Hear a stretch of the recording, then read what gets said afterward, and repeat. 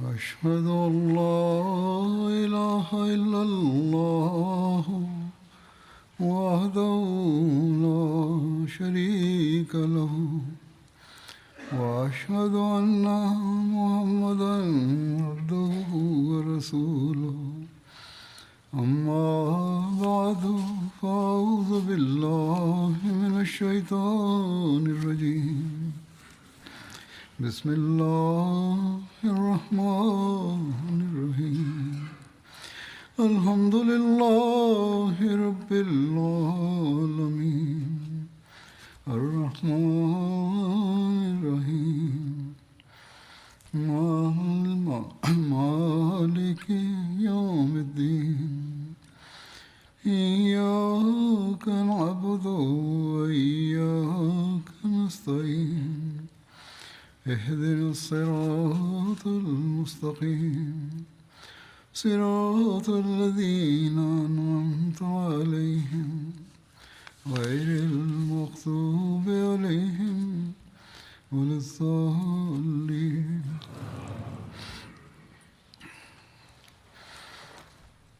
हज़रत सल्लल्लाहु अलैहि वसल्लम पाण सॻोरन सल्लल्लाहु अलैहि वसल्लम खे क़त्लु करण जी जेका बनू नज़ीर जेको यहूदियुनि जो हिकिड़ो क़बीलो हुयो उन्हनि जी साज़िश हुई, उन जी ॻाल्हि हली रही हुई।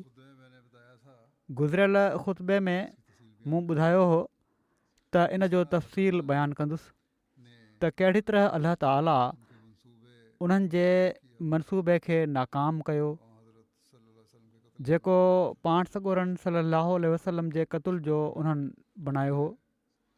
इन बारे में लिखियलु आहे त वही ज़रिए पाण सॻोरन सल्लल्लाहु अलैहि वसल्लम खे साज़िश जो इल्मु थियो ऐं इन जो तफ़सील हीअं बयानु थियो आहे त अमर बिन जहाश जॾहिं मथे पहुची वियो छित ते त जीअं पाण सॻोरन सल्लल्लाहु अलैहि वसल्लम ते पथर उछलाए त पाण सॻोरन सल्लल्लाहु अलैहि वसल्लम खे यहूदियुनि जी साज़िश जी वही ज़रिए ख़बर पइजी वई।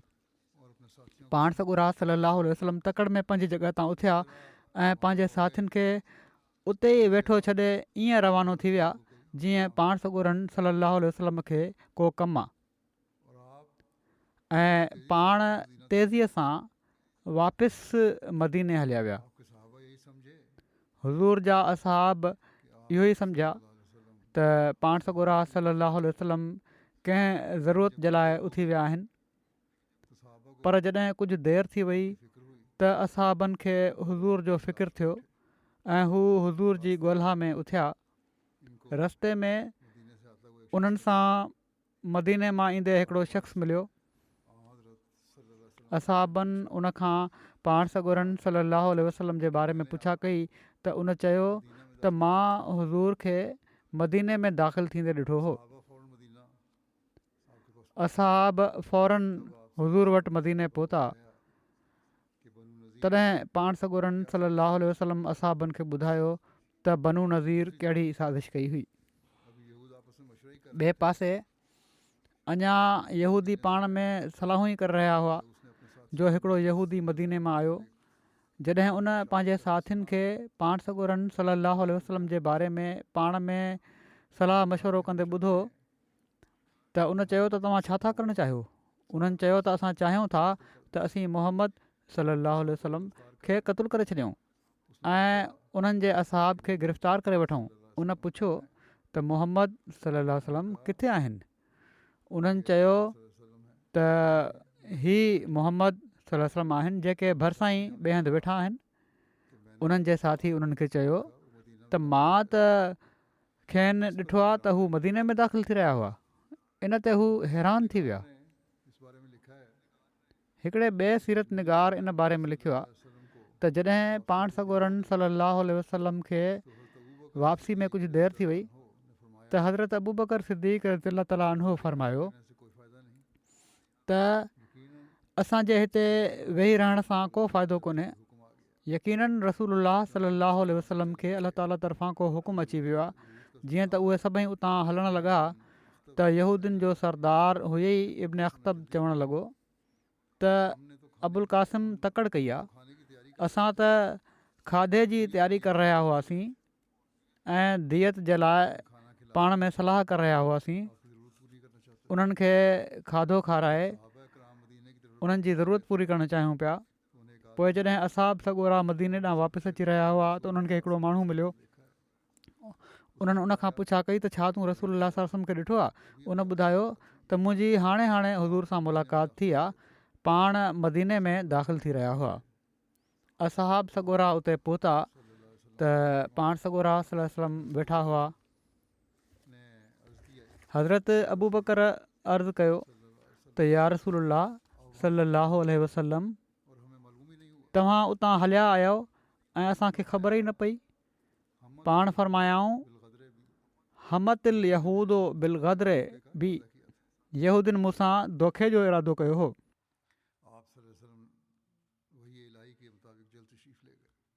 पाण सॻोरा सल्लल्लाहु अलैहि वसल्लम अलाह ताला जी वही जे मुताबिक़ जल्दी हलिया विया। असहाब सॻोरनि खे पाण सॻोरनि सल्लल्लाहु अलैहि वसल्लम इन लाइ कुझु न ॿुधायो जो हू ख़तरे जी ज़द में न हुआ। यहूदियुनि जो असुलु हदफ़ सिर्फ़ु हुज़ूर जी ज़ात हुई, तंहिं करे पाण मुतमिन हुआ त मुंहिंजा असहाब न सिर्फ़ु महफ़ूज़ ऐं मामून रहंदा ऐं पर हू मुंहिंजी ॻोल्हा में जल्दी निकिरी ईंदा। चवनि था उन वक़्तु हीअ आयत बि नाज़िल थी त या अय्युहल्लज़ीना आमनू उज़्कुरू नेमतल्लाहि अलैकुम इज़ हम्म क़ौमुन ऐं यबसुतू इलैकुम ऐदियहुम फ़कफ़ ऐदियहुम अनकुम वत्तक़ुल्लाह व अलल्लाहि फ़लयतवक्कलिल मुमिनून। ऐं उहे इंसानो जन ईमान आंदो आहे, पंहिंजे मथां अलाह जी नेमत खे यादि कयो जॾहिं हिकिड़ी क़ौम पुख़्तो इरादो करे वरितो हुयो त हू तव्हां ॾांहुं पंहिंजे शर जा हथ ड्रिघेड़ींदा, पर उन तव्हां खां उन्हनि जे हथनि खे रोके वरितो ऐं अलाह खां डिॼो ऐं घुरिजे त अलाह ते ई मोमिन तवकुल कनि। हज़रत मिर्ज़ा बशीर अहमद साहब इन बारे में लिखियो आहे त उन्हनि माना त यहूदिन बज़ाहिर पाण सॻोरनि सल्लल्लाहु अलैहि वसल्लम जे अचण ते ख़ुशीअ जो इज़हार कयो ऐं चयाऊं त तव्हां वेहो, असीं हाणे ई पंहिंजे हिसे जो पैसो ॾियूं था। जीअं त पाण पंहिंजे कुझु असहाबनि समेत हिकिड़ी भित जी छांव में वेही रहिया ऐं बनू नज़ीर पाण में सलाह जे लाइ हिकु पासे थी विया ऐं ज़ाहिर ई कयाऊं त असां पैसा ॾियण जो इंतज़ामु कयूं पिया था, पर बजाए पैसनि जो इंतज़ामु करण जे उन्हनि हीअ सलाह कई त हीउ हिकिड़ो तमामु ई भलो मौक़ो आहे। मुहम्मद सल्लल्लाहु अलैहि वसल्लम घर जी छांव में भित सां लॻा वेठा आहिनि, को शख़्स ॿिए पासे खां घर ते चढ़ी वञे ऐं पोइ हिकिड़ो वॾो पथर हुज़ूर जे मथां किराए हुज़ूर खे ख़तमु करे छॾे, नौज़बिल्ला। यहूदियुनि मां हिकिड़े शख़्स सलाम बिन मिशकम इन तजवीज़ जी मुखालफ़त कई ऐं चयाईं त हीउ हिकिड़ो गद्दारी जो फ़ेल आहे ऐं उन अहद जे ख़िलाफ़ु आहे जेको असां माण्हू मुहम्मद सल्लल्लाहु अलैहि वसल्लम सां करे चुका आहियूं। पर उन्हनि माण्हुनि न मञियो ऐं बिलाख़िर अमर बिन जहाश नाले हिकिड़ो यहूदी हिकिड़ो तमामु ॻोरो पथर खणी घर जे मथां चढ़ी वियो ऐं परे न हो त हू इन पथर खे मथां रेड़े छॾियां, पर रिवायत अचे थी त पाण सॻोरनि सल्लल्लाहु अलैहि वसल्लम खे ख़ुदा ताला यहूदियुनि जे इन बद इरादे जो वही ज़रिए इतलाह ॾेई छॾियो ऐं पाण तकड़ में उतां उथी आया ऐं ईअं तकड़ में उथिया जो हुज़ूर जे असहाब बि ऐं यहूदियुनि बि हीउ सम्झो त शायदि पाण कंहिं ज़रूरत जे ख़्याल सां उथी विया आहिनि। जीअं त हू इत्मिनान सां वेठा हुज़ूर जो इंतज़ारु कंदा रहिया, पर पाण उतां उथी सिधा मदीने मोटी आया। असहाबनि थोरी देरि ताईं हुज़ूर जो इंतज़ारु कयो, पर जॾहिं पाण वापसि न आया त हू घबराए पंहिंजी जॻह तां उथिया ऐं हुज़ूर खे हेॾे होॾे ॻोल्हींदे बिलाख़िर पाण बि मदीने पहुची विया। इन खां पोइ पाण सॻोरनि सल्लल्लाहु अलैहि वसल्लम असहाबनि खे यहूदियुनि जी इन ख़तरनाक साज़िश जो इतलाह ॾिनो। रसूलुल्लाह सल्लल्लाहु अलैहि वसल्लम जे वञण खां पोइ जे तफ़सील में यहूदियुनि जे रवैये जे बारे में लिखियलु आहे त यहूदी पंहिंजे कए ते ॾाढो शर्मसार हुआ। हिकिड़े यहूदी किनाना बिन सवेरा या सूरिया चयो, छा तव्हां माण्हू ॼाणो था त मुहम्मद सल्लल्लाहु अलैहि वसल्लम हितां छो उथी हलिया विया आहिनि? उन्हनि चयो, अलाह जो कसम असांखे त ख़बर नाहे, तोखे कुझु ख़बर आहे त ॿुधाए। उन चयो तौरात जो कसम बेशक मां ॼाणा थो त मुहम्मद खे ख़बर ॿुधाई वई आहे जेको तव्हां उन सां दोखे जो इरादो कयो।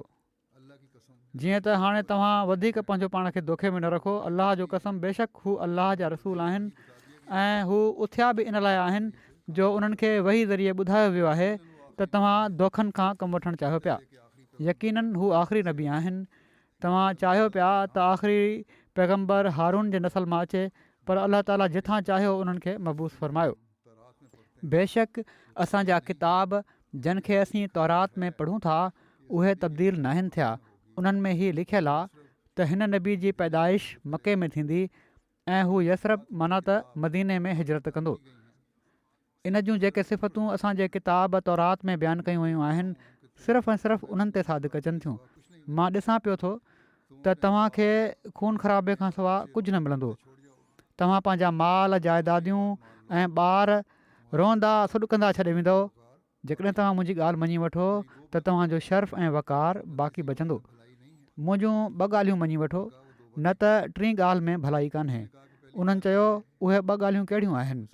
उन चयो पहिरीं ॻाल्हि हीअ आहे त तव्हां इस्लाम क़बूल करे मुहम्मद सल्लल्लाहु अलैहि वसल्लम जा साथी बणिजी वेंदव त तव्हांजा माल ऐं तव्हांजी औलाद महफ़ूज़ रहंदी ऐं तव्हां माण्हू उन्हनि जे ऊचे मक़ाम वारे साथियुनि मां बणिजी वेंदव ऐं पंहिंजे घरनि मां कढिया न वेंदव।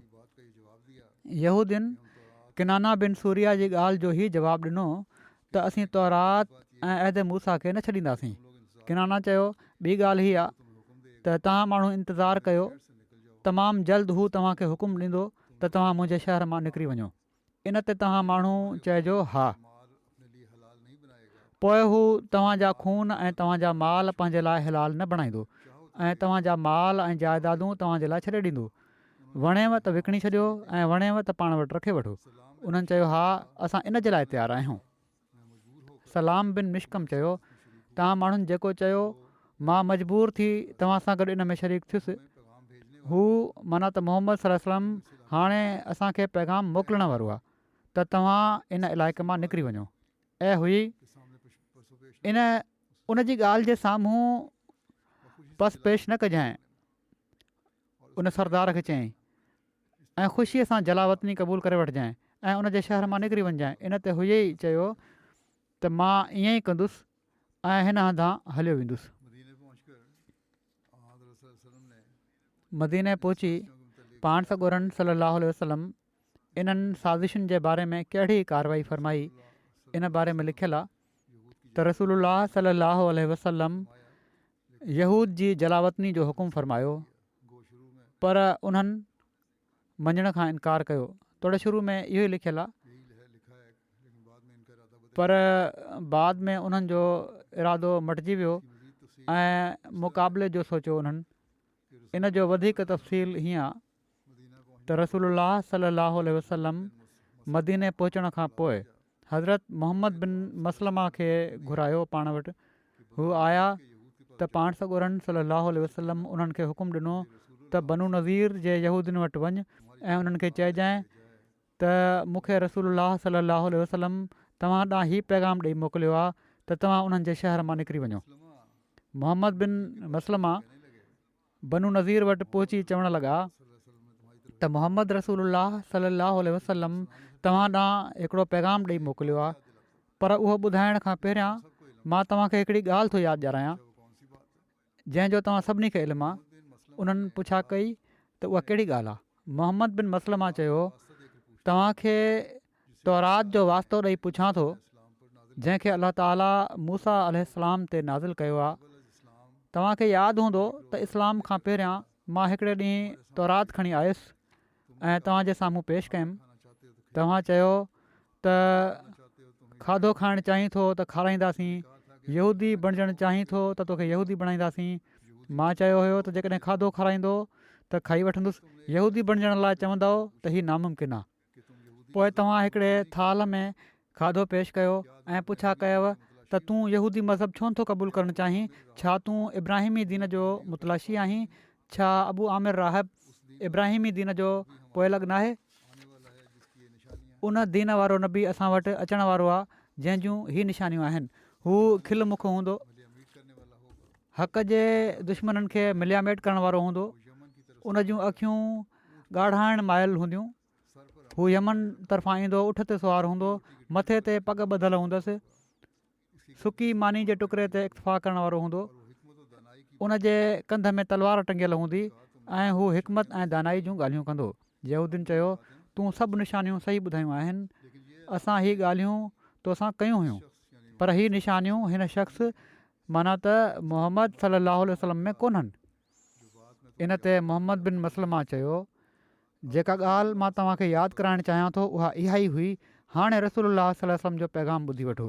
रसूलुल्लाह सल्लल्लाहु अलैहि वसल्लम मूंखे तव्हां वटि मोकिलियो आहे त जेको मुआदो तव्हां सां कयो वियो हुयो, तव्हां दोखेबाज़ी करे उनखे टोड़े छॾियो आहे। अमर बिन जहाश छित ते चढ़ी पथर उछलण जो सोचियो हुयो, जंहिंजे बारे में अलाह ताला जे तरफ़ां पंहिंजे नबी खे बाख़बर कयो वियो आहे। तव्हां वाइदे ख़िलाफ़ी कई आहे। हीअ ॻाल्हि ॿुधी उन्हनि ते सख़्तो तारी थी वियो। मोहम्मद बिन मसलमा पाण सॻोरनि सलाहु वसलम जो पैगाम ॿुधाईंदे चयो त रसूलुल्लाह सलाहु वसलम फरमायो आहे, उख़रुजू मिन बलदी फ़क़त अजलतुकुम अशरन फमन रोया बाद ज़ालिक रब्त उनुक़क। माना त तव्हां मुंहिंजे शहर मां निकिरी वञो, मां तव्हांखे 10 ॾींहंनि जी मोहलत ॾियां थो। जेकॾहिं इन खां पोइ को माण्हू नज़र आयो त उनखे मारे छॾींदुसि।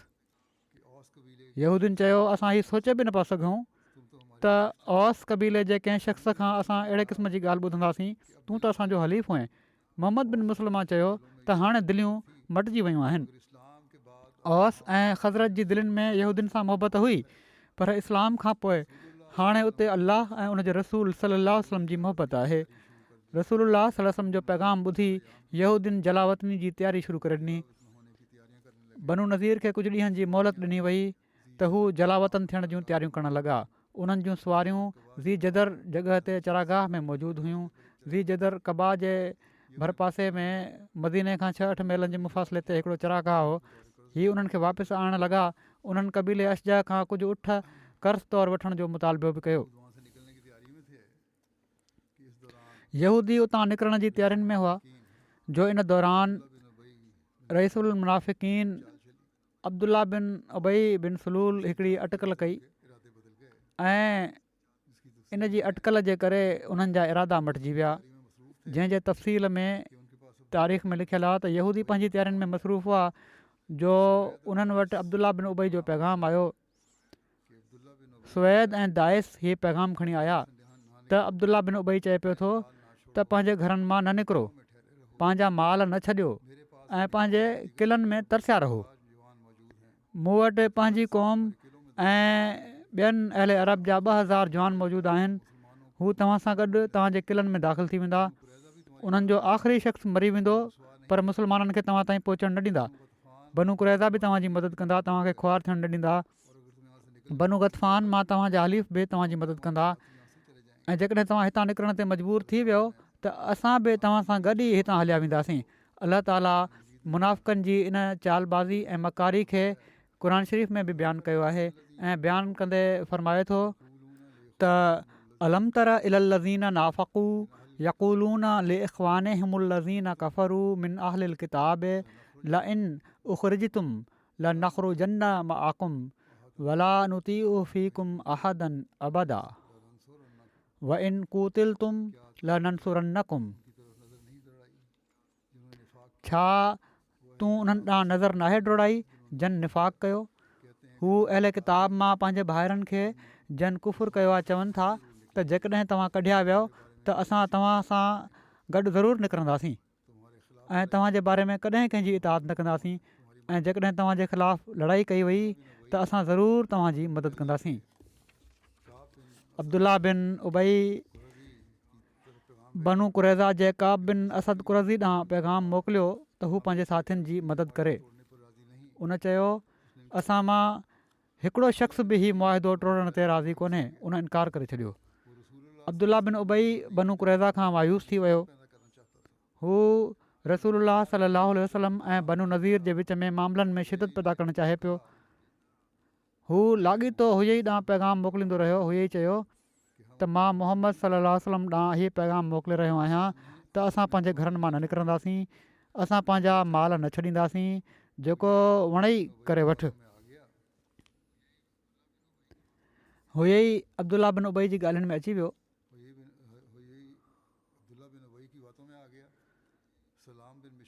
हुए ई अब्दुल्ला बिन उबई जी ॻाल्हियुनि में अची वियो। सलाम बिन मिशकम हुए ई खे चयो त हुए ई तुंहिंजे नफ़्स तोखे धोखो ॾेई रखियो आहे। जेकॾहिं मूंखे हीउ खुटको न हुजे हा त तुंहिंजी राय खे बेवकूफ़ सम्झो वेंदो त मां पंहिंजे इताद गुज़ार यहूदियुनि सां गॾु तोखे छॾे ॾियां हा। हुए ई ईअं न कर, उनखे चयईं बख़ुदा तोखे बि ख़बर आहे ऐं तोसां गॾु असांखे बि ख़बर आहे त हू अलाह ताला जा सचा रसूल आहिनि। इन्हनि जूं वसफ़ूं असां वटि मौजूदु आहिनि। जेकॾहिं असीं उन्हनि जी पोइवारी न कयूं त इन जो सबबु हीअ आहे त असीं उन्हनि सां साड़ कयूं था, छो त नबूअत बनू हारून मां निकिरी चुकी आहे। अचु असां इन्हनि जे अता कयल अमुन खे क़बूलु करे वठूं। असां उन्हनि जे शहर मां निकिरी वञूं। तोखे बि ख़बर आहे त तूं उन्हनि सां धोखो करण में मुंहिंजी मुखालफ़त कई आहे। जॾहिं असां हितां हलिया वेंदासीं ऐं जॾहिं मेवो पची वेंदो त असां ईंदासीं, या असां मां हिकिड़ो पंहिंजे मेवे वटि ईंदो ऐं उनखे विकिणी छॾींदो, या उन सां जेको बि वणंदुसि कंदो। पोइ वरी असां वटि इहा शइ अचे वेंदी त ॼण त असां पंहिंजे शहर मां निकिता ई न आहियूं, छो त असांजा माल असांजे हथनि में हूंदा। असांजी क़ौम ते असांजो शर्फ़ असांजे मालनि ऐं फ़ैलनि जे करे आहे। जॾहिं असांजा माल असांजे हथां हलिया वेंदा त पोइ असीं ज़िलत में ॿियनि यहूदियुनि वांगुरु थी वेंदासीं। पर जेकॾहिं मोहम्मद सल्लल्लाहु अलैहि वसल्लम असां ॾांहुं आया ऐं जेकॾहिं उन्हनि हिकिड़ो ॾींहुं बि असांजे क़िले जो घेराव करे वरितो त पोइ हू इन पैगाम खे क़बूलु न कंदा जेको उन्हनि हाणे मोकिलियो आहे, ऐं हू इन जो इनकार करे छॾींदा। हुए बिन अख़्तब चयो त मोहम्मद ओॾी महिल ई असांजो मुआसिरो कंदा न जॾहिं हुननि खे मौक़ो मिलंदो, न त हू वापसि हलिया वेंदा। तो ॾिठो न आहे त अब्दुल्ला बिन उबई बि मूंसां वाइदो कयो आहे। सलाम बिन मिशकम चयो अब्दुल्ला बिन उबई जे कौल जी का हैसियत कान्हे, हू तोखे हलाकत जी खॾ में उछलणु चाहे थो। एसि ताईं जो तूं मोहम्मद सल्लल्लाहु अलैहि वसल्लम सां जंग करीं, हू पंहिंजे घर वेठो रहंदो ऐं तोखे छॾे ॾींदो। अब्दुल्ला बिन उबई काब खां मदद घुरी हुई, पर काब इनकार करे छॾियो हो। काब चयो हुयो त बनू कुरैज़ा जो हिकिड़ो माण्हू बि इन अहद खे न टोड़ींदो जेसि ताईं मां जीअरो आहियां। अब्दुल्ला बिन उबई पंहिंजे हलीफ़ बनू कैनुका सां बि अहिड़े क़िस्म जो वाइदो कयो हुयो। उन्हनि बि जंग करण जी कोशिशि कई, अहद खां बेपरवाही कई, ख़ुदि खे क़िलनि में मैसूर करे वरितऊं। हू अब्दुल्ला बिन उबई जी मदद जो इंतज़ारु कंदा रहिया जॾहिं त हू पंहिंजे घर वेठो रहियो। मोहम्मद सल्लल्लाहु अलैहि वसल्लम उन्हनि ॾांहुं विया ऐं उन्हनि जो घेराव करे वरितऊं, एसि ताईं जो हू उन्हनि जो हुकुम मञण ते मजबूर थी विया। इब्न उबई त पंहिंजे हलीफ़नि जी मदद न कई हुई। असां त पंहिंजी तलवारुनि सां औस सां गॾु उन सां गॾु सभिनी जंगुनि में शिरकत कई आहे। हाणे त जंग जो उहो सिलसिलो ख़तमु थी चुको आहे। मोहम्मद सल्लल्लाहु अलैहि वसल्लम अची चुका आहिनि ऐं उन्हनि जे विच में रोक विझी छॾी अथनि, माना त जंगियुनि जे विच में। इब्न उबई न यहूदी आहे न मुस्लमान, न ई पंहिंजी क़ौम जे दीन ते आहे। असां उन जी ॻाल्हि कीअं क़बूलु करे वठूं। हुए ई चयो त मां त मोहम्मद सल्लल्लाहु अलैहि वसल्लम सां दुश्मनी कंदो रहंदुसि ऐं उन्हनि सां क़िताल ई कंदो रहंदुसि। सलाम चयो पोइ त असीं पंहिंजी सरज़मीन मां जलावतन थी वेंदासीं, असांजा माल ऐं असांजो शर्फ़ ख़तमु थी वेंदो, असांजा ॿार कैदी बणिजी वेंदा ऐं असांजा जंगजू क़तलु कया वेंदा। पर हुए ई इनकार करे छॾियो, सवाइ इन जे जो हू रसूलुल्लाह सल्लल्लाहु अलैहि वसल्लम सां जंग कंदो। शाहरुख बिन अबी हुकैक जेको यहूदियुनि जी क़ौम जो हिकिड़ो पोढ़ो शख़्स हुयो ऐं घटि अकुल वारो मशहूरु हुयो, उन बि चयो त ए हुई तूं मनहूस माण्हू आहीं, तूं बनू नज़ीर खे हलाक करे छॾींदे। हुई ॾमिरजी वियो। उन चयो बनू नज़ीर जो हर माण्हू ॻाल्हाए पियो थो, एसि ताईं जो हीउ पागल ऐं बेवकूफ़ माण्हू बि मूंखे मलामत करे पियो थो। शाहरुख खे उनजे भाइरनि मारियो ऐं हुई खे चयऊं त असीं तुंहिंजे हुकुम जे ताबे आहियूं असीं हरगिज़ तुंहिंजी मुखालफ़त न कंदासीं। पोइ हुई पंहिंजे भाउ जुदई बिन अख़्तब खे एलची बणाए मोकिलियो त वञु मुस्लमाननि जे क़ाइद खे ॿुधाए छॾ त असां हितां न वेंदासीं, जेको करे सघीं थो करे वठि। जुदई मदीने पहुची हुई जो पैगाम ॿुधायो। पाण सॻोरा सलाहु वसलम असाब सॻोरनि सां गॾु वेठा हुआ। पाण सॻोरनि सलाहु वसलम उन जी ॻाल्हि ॿुधी त ॾाढिया आवाज़ में चयाऊं अलाह अकबर, ऐं मुस्लमाननि बि नाराए तकबीर बुलंद कयो। पाण सॻोरनि सलाहु वसलम फरमायो हरबतुल यहूद, माना त यहूदियुनि जंग जो ऐलान करे छॾियो आहे। पाण सॻोरनि सलाहु वसलम बनू नज़ीर जी इन्हनि कारवायुनि ऐं ऐलानिया जंग जे जवाब में बनू नज़ीर ते काह करण जो ऐलान कयो त असां बि ओॾी महिल ई तयारियुनि में मसरूफ़ थी विया। यहूदियुनि जो इहो ई कासिद जुदई बिन अख़्तब फ़ौरन अब्दुल्ला बिन उबई जे घर पहुतो ऐं उनखे रसूलुल्लाह सल्लल्लाहु अलैहि वसल्लम सां थियण वारी ॻाल्हि ॿोल ऐं हाल अहिवाल ॿुधायईं। हीअ घर में पंहिंजे दोस्तनि वग़ैरह सां भोग चर्चनि में गुम हो। उन चयो वञु मां पंहिंजे हलीफ़नि खे पैगाम मोकिलियां थो त हू तोसां गॾु क़िलनि में दाख़िल थी वेंदा। उन एलची ॾिठो त इब्न उबई जा पुट हज़रत अब्दुल्ला ज़िरह पहिरियों तलवार हथ में खयूं इस्लामी लश्कर में शामिलु थियण जे लाइ डोड़ंदा पिया था वञनि। इन ते जुदई ताउन खां नाउमीद थी वियो। हीउ फ़ौरन हुई वटि आयो ऐं उनखे सॼी ॻाल्हि करे ॿुधायईं त मोहम्मद सल्लल्लाहु अलैहि वसल्लम तुंहिंजी ॻाल्हि ॿुधी चयो आहे त यहूदियुनि जंग जो ऐलान करे छॾियो आहे, ऐं पोइ नाराए तकबीर बुलंद कंदे तयारी जो ऐलान करे छॾियऊं। उनखे पोइ बि एतबार न आयो। चवणु लॻो हीअ त उन्हनि जी जंगी चाल हुई। हुई पुछियो अब्दुल्ला बिन उबई तोखे छा चयो? उन इब्न उबई सां ॻाल्हि ॿोल जे बारे में ॿुधायो त हू चए थो त मां पंहिंजे हलीफ़नि खे पैगाम मोकिले थो छॾियां, हू तव्हां सां गॾु क़िलनि में पहुची था वञनि। जुदई चयो त अदा मां त इन जी मदद खां नाउमेद आहियां। हेॾां पाण सॻोरनि सल्लल्लाहु अलैहि वसल्लम क़िलनि जो घेरा करण जे लाइ असाबनि खे हुकुम सादिर फरमाए छॾियो। हज़रत मिर्ज़ा बशीर अहमद साहिब इन बारे में लिखियो आहे त कबीले औस जे हिकिड़े रहिस मोहम्मद बिन मसलमा खे घुराए फरमायाऊं त तूं बनू नज़ीर वटि वञु ऐं उन्हनि सां इन मामले जे बारे में ॻाल्हि ॿोल कर ऐं उन्हनि खे चओ त छो त हू पंहिंजी शरारतुनि में तमामु घणो वधी विया आहिनि ऐं उन्हनि जी गद्दारी इंतिहा ते पहुची वई आहे। तंहिं करे हाणे उन्हनि जो मदीने में रहणु सही न आहे। बहितर आहे त मदीने खे छॾे किथे ॿिए हंधि वञी आबाद थी वञनि। ऐं पाण उन्हनि जे लाइ 10 ॾींहंनि जी मियाद मुक़ररु फरमायाऊं। 10 ॾींहंनि जो टाइम उन्हनि खे ॾिनऊं। मोहम्मद बिन मसलमा जॾहिं उन्हनि वटि विया त हू साम्हूं खां वॾी सरकशी ऐं वॾे तकबुर सां पेश आया ऐं चयाऊं त मोहम्मद सल्लल्लाहु अलैहि वसल्लम खे चई ॾे त असां मदीने मां निकिरण जे लाइ तयारु न आहियूं, तोखे जेको करिणो आहे सो कर। जॾहिं उन्हनि जो हीउ जवाबु पाण सॻोरनि सल्लल्लाहु अलैहि वसल्लम ताईं पहुतो त पाण यकदम फरमायाऊं त अलाह अकबर, यहूदी त जंग लाइ तयारु वेठा आहिनि। इन खां पोइ पाण मुस्लमाननि खे तयारी जो हुकुम ॾिनऊं ऐं असाबनि जी हिकिड़ी जमियत खे साण वठी बनू नज़ीर जे ख़िलाफ़ु मैदान में निकिरी आया। रियासत जे हिननि सरकश बाग़ियुनि खे सख़्तु सज़ा ॾियण जे लाइ जेके रियासत जे अॻुवाण खे क़तलु करण जा ख़ौफ़नाक मनसूबा बि करे चुका हुआ, छो त उन वक़्तु पाण सॻोरा सल्लल्लाहु अलैहि वसल्लम रियासत जा अॻुवाण हुआ ऐं हाणे बजाए निदामत जे हू हथियार बंदि थी जंग जो ऐलान करे चुका हुआ। मदीने खे हिकिड़ी वॾी खूनरेज़ी खां बचाइण ऐं मदीने जे दिफ़ा जे लाइ हिननि बाग़ियुनि जो सदबाब करणु ज़रूरी थी चुको हुयो। तंहिं करे जॾहिं सभई मुस्लमान गॾु थी विया त पाण सॻोरा सल्लल्लाहु अलैहि वसल्लम उन्हनि सां गॾु निकिता। इन मौक़े ते पाण सॻोरनि सल्लल्लाहु अलैहि वसल्लम मदीने में हज़रत इब्न उम्मे मखतूम खे पंहिंजो क़ाइमु मक़ाम मुक़ररु फरमायाऊं। हज़रत सअद बिन उबादा खे खेमो ॾिनऊं त उनखे बनू नज़ीर जे क़िलनि जे साम्हूं खोड़ियो वञे। हीउ ख़ासि काठ जो हुयो, किन उनखे चम जो ॿुधायो आहे। जंगी परचम हज़रत अली बिन अबू तालिब खयों।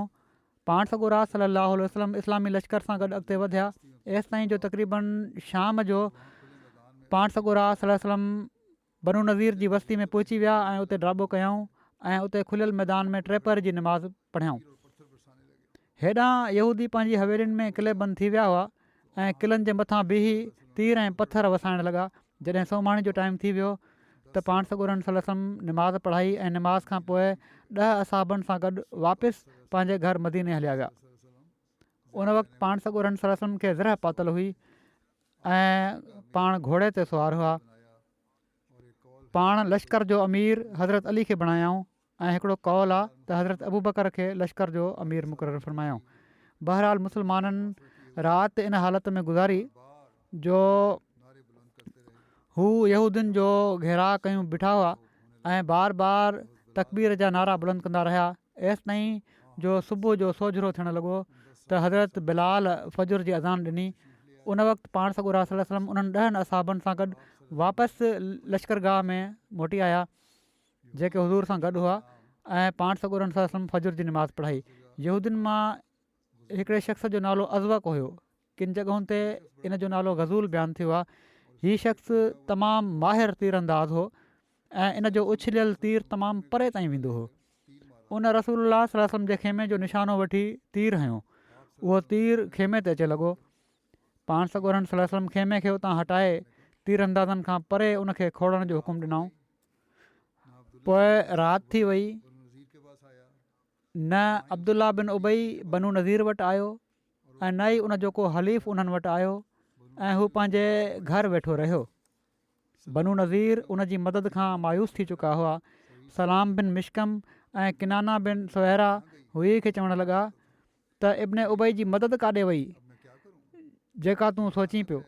हुई चयो हाणे मां छा कयां, हीअ हलाकत आहे जेका असांजे मुक़दर में लिखी वई आहे। इन ई दौरान हिकिड़ी राति सोमाणी जे वेझो हज़रत अली लश्कर मां ग़ाइबु हुआ त माण्हुनि पाण सॻोरन सल्लल्लाहु अलैहि वसल्लम खे अर्ज़ु कयो त या रसूलल्लाह सल्लल्लाहु अलैहि वसल्लम अली किथे बि नज़र कोन था पिया अचनि।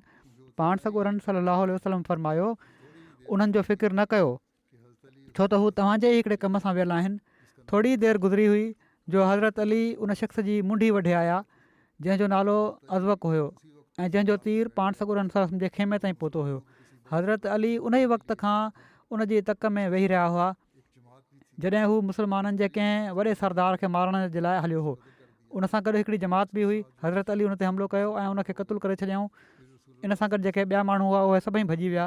पोइ रसूलुल्लाह सल्लल्लाहु अलैहि वसल्लम हज़रत अलीअ सां गॾु 10 माण्हुनि जी हिकिड़ी जमात रवानी फ़रमाई जंहिंमें हज़रत अबू दजाना ऐं हज़रत सहल बिन हुनैफ़ बि हुआ ऐं इन्हनि माण्हुनि उन टोले खे वञी झलियो जेके अज़वक जा साथी हुआ ऐं हज़रत अली खे ॾिसी जेके भॼी विया हुआ।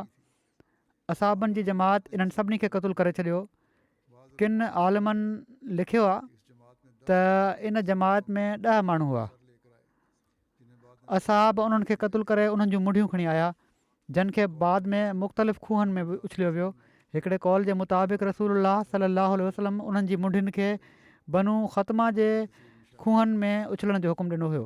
बाक़ी तफ़सील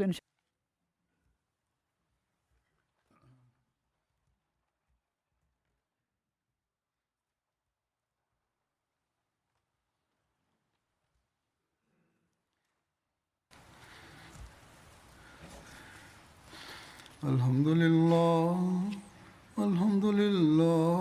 नहमदुहु व नस्तईनुहु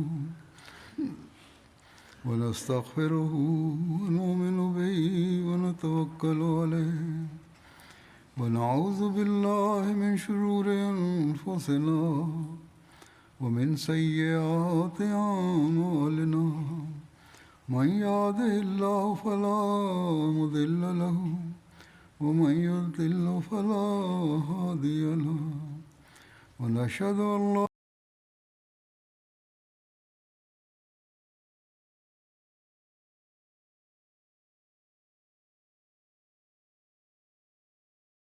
الله إن الله يأمر بالعدل والإحسان وإيتاء ذي القربى وينهى عن الفحشاء والمنكر والبغي يعظكم لعلكم تذكرون اذكروا الله يذكركم